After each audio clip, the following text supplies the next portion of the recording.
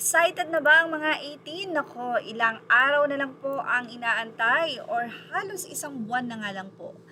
P-Pop Pride sa world stage, SB19 paparating na sa Lollapalooza at Summer Sonic. Talagang napakalaking taon ito para sa SB19 dahil sunod-sunod ang kanilang international milestone. Ilang linggo na lamang ang hinihintay bago nila dalhin ang P-Pop sa dalawa sa pinakamalalaking music festival sa buong mundo, ang Lollapalooza Chicago at Summer Sonic Japan. US history in the making sa Lollapalooza. Nakatakdang magtanghal ang SB19 sa July 30 sa Lollapalooza sa Chicago na magmamarka sa kanila bilang kauna-unahang P-Pop group at Filipino act na makakapag-perform sa prestihiyosong festival. Kasama nila sa lineup ang ilan sa pinakamalalaking pangalan sa global music scene. Mas lalo pang pinasabik ng grupo ang 18 nang ibahagi nilang naghahanda sila ng isang very special performance para sa kanilang international audience.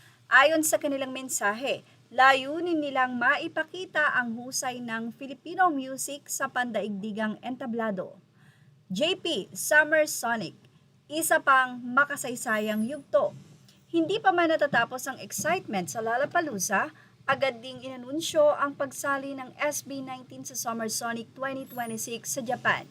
Ang grupo ay kabilang sa lineup ng festival sa August 15, kung saan makakasama nila ang mga kilalang international artists. Ang kanilang paglahok ay isa pang malaking hakbang para sa paglawak ng impluensya ng P-Pop sa Asia at sa buong mundo.